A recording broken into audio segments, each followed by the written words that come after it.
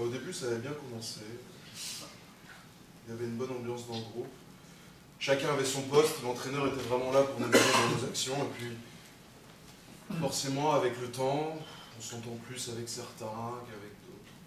Et mes grosses performances ont commencé à en agacer certains. Puis voilà, la suite, vous la connaissez, hein. J'ai craqué. J'ai insulté le coach. Et mes coéquipiers, et puis voilà, ce soir, je suis là pour dire que j'ai fait une grosse connerie. Je suis là pour m'excuser auprès d'eux, je suis impardonnable et je suis prêt à assumer toutes les conséquences. Mais avec un peu de recul, je pense que mon enfance compliquée, le manque de repères, tout ça, ils sont pour pas mal de choses. Voilà. Ravissantes dames, honorables messieurs du jury, peuple de Lisière, ce que je vois avec joie refleurir après la sécheresse de la semaine dernière. Où étiez-vous? Cette courte interview que vous venez d'entendre n'est pas celle de Serge Aurier, malheureux défenseur du Paris Saint-Germain, désormais connu de tous, mais bien l'interview historique exclusive de celui qui nous préoccupe depuis la nuit des temps. Le primus inter pares des méchants. Celui qui ferait rougir sa dame ou jaunir Pol Pot, c'est une question de culture. Vous l'aurez reconnu, Satan, alias Belzébuth, alias Lucifer, et j'en passe. Ce dernier venait là sur son exclusion du paradis après avoir insulté le coach Dieu et ses coéquipiers, les anges. Mais plus sérieusement, cher jury, à la question de savoir si le diable a eu une enfance heureuse, malgré la magnifique plume de ma contradictrice, ce soir une seule réponse semble permise, c'est le non. Car simplement, cher jury, si le diable avait eu une enfance heureuse, diable il ne serait pas devenu. L'enfance, c'est le début de tout, c'est le commencement de l'existence de l'homme jusqu'à l'adolescence. C'est le temps des expériences, on se découvre soi-même, on prend conscience de son existence. On apprend, tel des Homo erectus, que le feu brûle, que nos étrons ne sont pas pâte à modeler ni mangeables.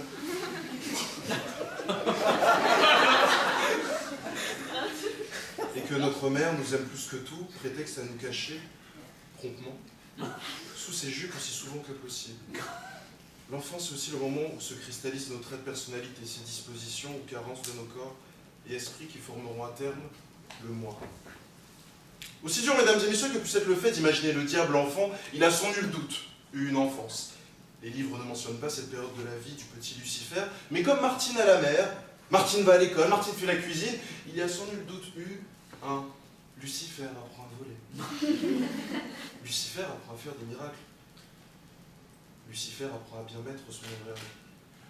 Car oui, ça ne choquera personne, le diable était un ange. Et comme il aime le répéter, notamment dans son interview, il était le meilleur d'entre eux. Il était différent. Du sang royal dans les veines, premier en sport et en chant. Premier à voler, premier à faire un miracle, autant de victoires qui ont pesé dans la balance de son âme, alourdissant le plateau de son ego et allégeant malheureusement celui de son humilité. Ses succès agissaient comme une drogue, une dope, qui le rendait brillant de mille feux, mais le rongeait de l'intérieur. Et tous, catholiques, juifs, musulmans, s'accordent sur ce point. Lucifer rendait les autres anges jaloux. Ces derniers alors le rejetaient, lui lançaient leur auréole au visage, cachaient des pièges jaloux dans les nuages, le poursuivaient en criant « Va des rétro, Satanas !» D'où la fameuse expression. Mais plus cette méchanceté et ce rejet des autres grandissait, plus ce dernier voulait grandir, en puissance. Être si fort qu'il serait l'égal de Dieu, son créateur, voire son remplaçant, pour les contrôler tous. La fin, vous la connaissez, cher jury, jaloux à son tour de l'homme, voulant à tout prix remplacer le dieu soleil, le petit diablotin devint diable hautain. S'en brûla les ailes et tel un icare chutant, se vit déchu en enfer. Voyez-vous un quelconque bonheur à cela, cher jury? Moi-même. Alors, habitués au cas pratique efficace, faisons, cher juriste, un court rappel des faits. Nous sommes donc face à une personne physique, pas un homme, dont l'enfance a été rythmée par un clair manque de repères. La contradictrice est très justement soulignée. Son créateur sûrement trop occupé par son projet mégalo, de créer un monde en 7 jours. Une mère, pourtant je l'ai rappelé pilier de l'existence, non pas absente mais inexistante, enfance qui conduit cet individu à être l'auteur d'une tentative de parricide, crime assorti dans l'ancien temps d'une peine de bannissement. Je referme là la parenthèse juridique. Ainsi, dans la noirceur de l'enfer, lumière est faite. Non, le diable n'a pas eu une enfance heureuse et ce manque cruel de cadre durant cette période primordial à l'équilibre personnel, en a fait celui que vous connaissez tous aujourd'hui, présent à chacune de nos actions, qu'il essaie de rendre mauvaises, en nous tentant, par exemple, à prendre une petite infusion jamaïcaine, au lieu d'une tisane classique avant de dormir. Et si vous n'étiez pas encore convaincu, permettez-moi, cher jury, de quitter les abîmes et la chaleur du Tartare pour revenir sur Terre. Il est en effet étonnant, presque terrifiant, de voir que la Terre a porté en son sein de nombreux diables, qui, servant mon argumentaire, ont eu une enfance malheureuse. Joseph, Francisco, Jean Bébel, Muammar, Idi, Salazar. Qui pourrait croire que derrière ces prénoms anodins, ou presque, se cachent les plus sanguinaires dictateurs qu'ait connus le XXe siècle. La tache rouge indélébile qu'ils ont laissée dans les livres d'histoire a fait oublier que même Staline, Franco, Bokassa, Kadhafi, Amin Dada ou Pol Pot, avant de devenir des tyrans, ont un jour été des enfants. Derrière cette question, le diable a-t-il eu une enfance heureuse? Il me semble en réalité que la question est: naît-on bourreau ou le devient-on? Véronique Chalmet, écrivain et journaliste, a d'ailleurs publié un ouvrage à ce sujet, intitulé « L'enfance des dictateurs ». À travers le portrait de l'enfance, elle cherche à comprendre quelle est l'alchimie qui les a façonnés, quelle est la formule de magie, noire je suppose, qui a transformé ces enfants en diables.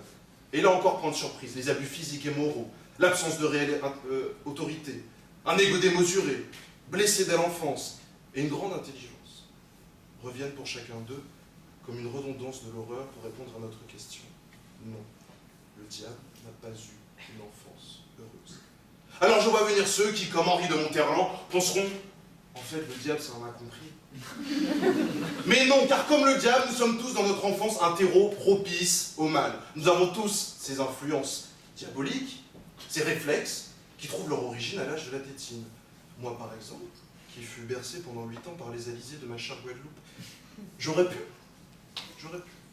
être condamné à zouker, à jamais comme le furent certains de mes compatriotes sans repère. Vous riez, mais c'est un fléau! Une sonnerie de téléphone et une zouk!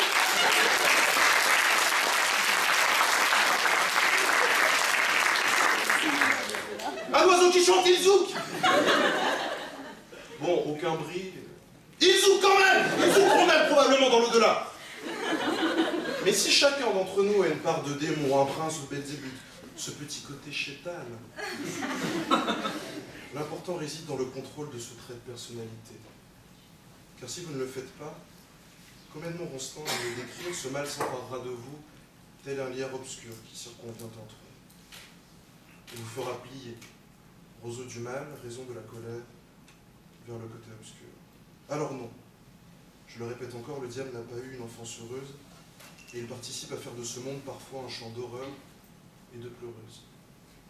Mais vous qui avez eu une enfance heureuse, j'espère, lorsque vous tentez péniblement de lui résister, rappelez-vous ce vieux proverbe français. Lorsque porte est fermée, diable s'en va.